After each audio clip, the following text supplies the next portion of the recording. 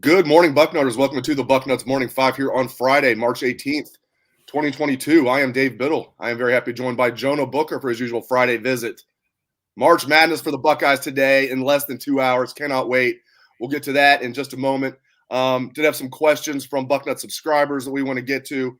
The first one being, basically, is Jim Knowles going to do sweeping changes right away to this defense, meaning beginning this spring, or is he going to kind of implement his changes slowly? I mean, there's some serious changes they're going to make to this defense, as you know, Jay Book. What do you think about that? You think Jim Knowles is going to gradually implement what he does, or you think he's just going to go full bore, kind of cold turkey?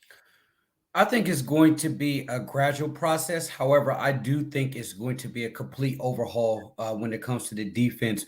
One of the things that really made me smile when the media talked to him a few weeks back was he was a big proponent of rugby style tackling. And I'm a huge proponent of rugby style tackling. When Ohio State won the national championship under Chris Ash, that was the technique that they used. To me, I think that was one of Urban Meyer's biggest issues going forward after that national championship was learning, was getting away from the rugby style tackling and having to learn a complete different set of techniques. That's where you really started to see the defense to go downhill. But when it comes to Jim Knowles' defense, it's a very complicated defense. You can't throw everything at these kids on top of trying to teach them technique and trying to teach them how to be better football players on that defensive side of the football. Because from what I'm hearing, they're pretty much just knocking the house down to the studs and going to build it back up. And you have to take your time. You can't do that overnight. You have a lot of guys switching positions.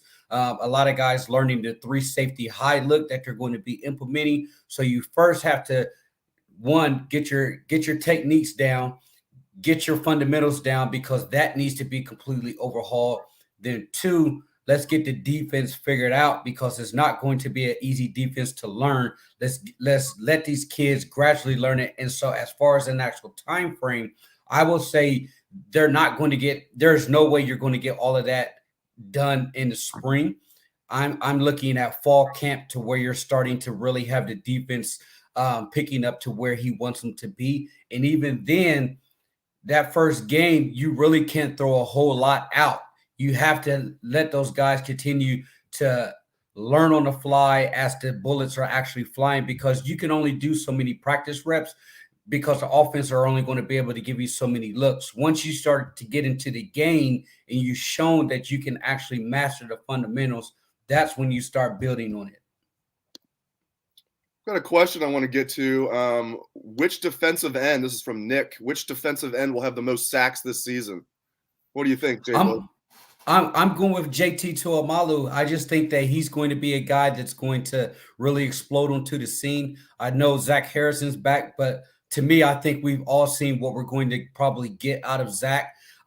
There's probably a little bit more juice left there that they're going to be able to squeeze out of him. So I'm just going with JT. I think that with him, he came in late onto the scene. He wasn't able to really go through a full Coach Mick transition. He's able to do that now. He actually has a spring underneath his belt. He's able to hit that weight room, and I just think that he's going to jump on the scene and be a beast this year. Another question here from GeoDit42. I think Court Williams would be a breakout star in this new defense, he says. Do you agree? I think there's a heck of a chance. Yes. What do you think? I think so. I mean, to me, when you look at the safeties, beside Josh Proctor's a guy that likes to bring the boom to people, but he's a guy that can also miss because he likes to go out for the knockout kill. From what I saw from Court Williams, he was a guy that will run through the actual ball carrier, meaning that he got his head across, wrapped up, and he would just absolutely bulldog some people. I like his physicality, and I think he's going to find himself on the field playing a lot of football this year. Yeah, and there was a comment here about the biggest concern being actually on the offensive side of the ball, that the running game. Last year, Buckeyes could not run the ball when they wanted to. Short yardage was not good. Here's what I'd say about that. Justin Fry will fix that, just like I think Jim Knowles is going to fix the problems on defense. It's not going to be perfect. It's not going to be overnight, but I think Justin Fry will alleviate those problems right there. So there you go. will we realistically have a spot for 2 defensive tackles going forward with Knowles' 4-2-5, 3-3-5 style? I mean, he really usually plays like one nose guard, like a Tyleik Williams or a Jerron Cage, and then a strong side end, and then more like a weak side end with like a Jack Sawyer, with JT Tuimoloau being the strong side end. But he's going to mix things up. I think sometimes they will go with the 4-man front. He's also going to have the Jack. It's basically a linebacker, or it's basically a defensive end. What do you think about that, Jonah? Yeah, I think he's going to mix a lot of looks up here. The biggest thing that they are trying to implement is they want to be able to dictate how the tempo and the flow of the game's going, and they want the offense to not really know what they are actually in. So to me, I think you're going to get a variety of looks here, but for the most part, I wouldn't be surprised going forward that you start to see the defensive tackle recruiting start to trend off a little bit, because you're not going to be utilizing as many guys. They're going to be having a lot of those long, lengthy outside linebackers also playing up on the line of scrimmage. So I think you're going to start to see a little bit of recruiting change when it comes to your defensive front. All right, let's go to one more question. Then we'll get to some basketball here in a minute. But who are the top 4 D tackles in order? Ed Rogers wants to know. I mean, I'll go. I think Tyleik Williams, Jerron Cage. I'll go Teron Vincent, and then who's the 4th? I don't know. Who do you think the 4th? I mean, first of all, do you agree with my top 3? And who do you think the 4th is? I do. I think your top 3 is absolutely spot on. But I wouldn't be surprised if you could switch number 2 and number 3 around, because I know those guys at the combine, they were really big on Vincent, thought that he was poised to have an actual breakout year. So I wouldn't be surprised if you could switch your 2 and 3 around. But yeah, your 4, Mike Hall, he's a guy that definitely needs to put on a little bit more weight, but he's a workaholic. I think he's someone that can absolutely splash on the scene. All right, Lod, we'll get to another football question. Maybe we'll do more football. Everybody loves football. We're in the middle of March Madness. Hey, I love football too. I love them both. What is your take on our DBs looking back at the ball or not? We have a former collegiate defensive back on the show. Guess what? That's not me. That's J-Book. J-Book, for those who don't know, played at Ohio University, played in the secondary. What do you think? I love that they're looking back for the ball, but I think they're going to do Oh, my goodness. Punch through sometimes, but usually get back to the ball. Man, get your head around and find the football. I'm a huge proponent of locating the football. Yes, a lot of people are going to say you can lose your fade, what they call as the fade. So whenever you're out there in coverage with a guy, typically you're looking at the eyes to see if the ball's coming. But there's always 2 type of techniques that a defensive coach is going to coach. Your really old school coaches like your Combs and your Shiano, those type of guys, their technique is play the eyes, and then when you see the eyes looking up, the wide receiver hands are going to come up. And as the wide receiver hands come up, they teach you to punch through. The thing is, whenever you do that type of technique, you're more susceptible for pass interference and not locating the actual football. And so what you will see a lot of times, wide receivers just come over the top on our defensive backs and just grabbing those balls. The other technique that a lot of people are going to play is when you're in coverage, locate where the ball is at. And I'm a huge proponent of that, because if you can get your eyes around, find where the actual football is at, you're going to be able to get your hand on the football. Thus, you're going to be able to create more turnovers. And that was what we saw under Chris Ash. Hafley is a big proponent of finding the football. And yes, you're going to give up bigger plays playing that type of technique, but you're also going to give your offense the opportunity to get the ball back more, because you're going to be able to force more turnovers. All right, as promised, let's talk some hoops. Buckeyes, first game of the day. I love that, because you get to – hopefully they win, and then we can just relax the rest of the day and watch the rest of the game instead of waiting around till like 9 o'clock. I like that they're in an underdog role here, because everybody, even though it's a pick'em game, they're not really an underdog. Everybody that you listen to on TV, like Seth Davis and Jay Billis, like heavy hitters, were basically saying, oh, terrible matchup for Ohio State. Maybe it is. I mean, I think any 10 seed would have been a tough matchup for them. I didn't want to see them play a super athletic team that was great offensively. because they're not a good defensive team at all, J-Book, Buckeyes. I'm going to pick them to win a very close game today. What are your thoughts? Well, I mean, you mentioned the other team offensively, but Loyola, they are a very efficient shooting team. They're seventh in the country when it comes to shooting the basketball, 55% from the 3-point line. I think Ohio State's going to have issues with Lucas Williamson for Loyola. To me, these mid majors, they're dangerous, Dave. And we're seeing it already. You have these mid major guys who've been playing 3 and 4 years together. And once they start playing together, those guys know how to actually play at a high level once tournament time comes. To me, I just think that Ohio State, they have to come out and start fast. We don't know which Ohio State team is going to come out and play. Unfortunately for me, I picked Loyola in my bracket because the way Ohio State finished down the stretch there, it didn't instill a lot of confidence in me. And a lot of people are wondering if Chris Holt is going to be on a hot seat if he loses this game. I think he'll have one more year left with that upcoming recruiting class in order to make sure that he can get those guys in to make one last run. I agree with you. I know people want to know that. We had a Bucknut subscriber that wanted to know about that. And we've had, questions here on the live broadcast about that. If they lose today, is Holtmann's job in jeopardy? The answer is no, in my opinion. Gene Smith's going to give him another year. Now, if we're sitting here a year from now and there's a possibility of them and they didn't win the Big Ten championship and they're one and done perhaps in the NCAA tournament, that's a different discussion in my book. But he's got 3 years left on his contract, guaranteed money.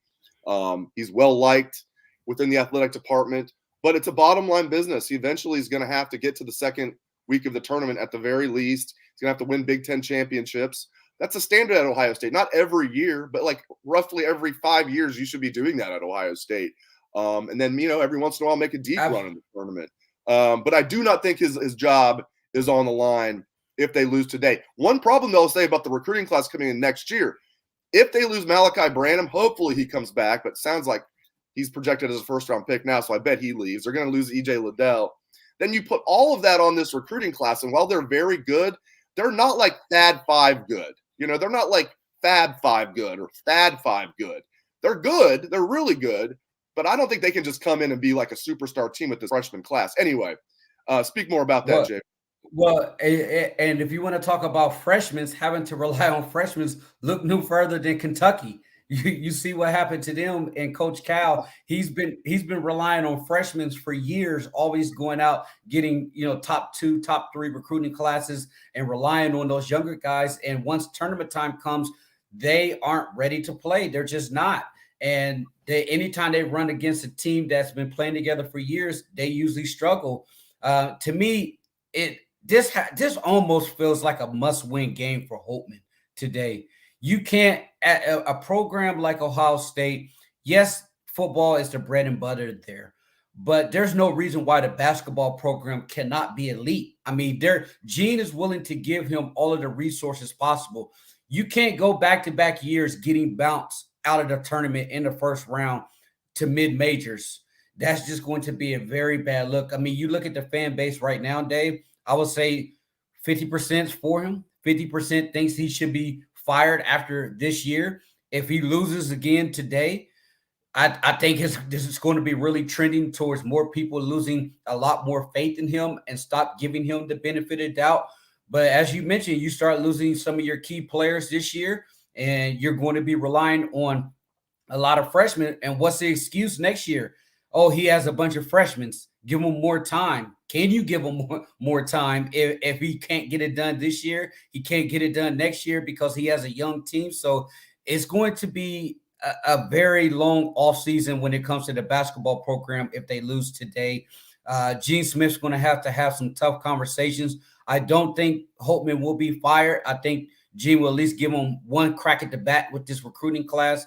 And if he can't make it to the Sweet 16 next year, then I think he's in trouble. What's crazy about March, though? He's 2 wins away from being the toast of Columbus, getting a contract extension maybe. Can you imagine that if they win today, they beat Villanova? I know, right? Probably not going to happen. Yeah. Both things. But, man, stranger things have happened. And can you imagine that if they get to the Sweet 16, how quickly the narrative changes? I mean, the bar's low right now for him. I mean, for most Ohio State fans, I think a lot of Ohio State fans would just be happy to see them win one game. I mean, if he can get to the Sweet 16, Ohio State fans are going to come running out the bar scene if they beat Villanova. But I tell you what, though, he has an opportunity to really right the ship here. He's getting some guys back supposedly for this game who's been banged up all year. I don't know. Yeah, but the thing is, yes, you're getting those guys back, but how healthy are they? Are they in any type of basketball shape? This Loyola team, they're going to push them to the wire. I would not be surprised if this is a game that comes down to the last minute here. This little Sister Jean and company, they know how to play some basketball over there, and it's unfortunate that Ohio State got them with the first draw. But if he can win 2 games here, I think he would definitely be safe. When it comes to saying, hey, at least we made it to the Sweet 16. We had a lot of injuries that we dealt with, so we weren't able to really play the way I thought we could play. We made it to the Sweet 16. We got a great recruiting class coming in next year. Just give me more time to continue to build this. But that's a whole lot of hypothetical. He has to go out and actually prove that he can get this team into the Sweet 16 this year. All right, we're about hour and a half away from tip-off. Let's go Buckeyes. Let's go Buckeyes. Come on. Prove J Book wrong. I know J Book's going to be rooting for Ohio State. Look at him. He's wearing his Ohio State. I want him to win. I want him to win. And I would be real business, man. You got to go with your head in the pool, and then today you'll go with either way you win. Then, right? Exactly. I'm hedging my bets here. I'm in like 4 or 5 brackets. I think I have Ohio State winning in about 2 of them, but the biggest one with the biggest money pot, I had to pick Loyola. I had to go with my logic here to say, hey, this Ohio State team was struggling coming down the stretch. They're going against a Loyola team that can absolutely light it up from beyond the arch. And if Ohio State aren't ready, they can absolutely lose this team. And that's just not me talking out the side of my neck. Vegas even says that this game is pretty much a pick 'em right now. So anytime you have a major Big Ten brand like Ohio State in a pick 'em game against a mid-major, that tells you right there this is going to be a battle. But the money is going the way of the Buckeyes because when it came out, Loyola was all of a 1-point favorite. So it's now, as you said, I checked it just to make sure because I did a story the other day and it was a pick 'em. Did a story for the site and it was a pick 'em. And I checked this morning, it's still a pick 'em. Literally a 50-50 game. Although I shouldn't say literally a 50-50 game. If you believe in the basketball power index from ESPN, Ohio State has a 51.5% chance of winning this game. I mean, seriously, though, on paper, this is as close to a coin flip game as you can get. So it should be fun today. Hopefully the Buckeyes can disappoint Sister Jean and the Ramblers. J-Book never disappoints anybody. Great stuff from Jonah Booker. Really appreciate it. We appreciate all of the listeners out there for tuning into the show. Thank you very much. If you like the show, like, subscribe, give us a 5-star review, all that good stuff. We really appreciate it. Hope everyone has a great day and a great weekend.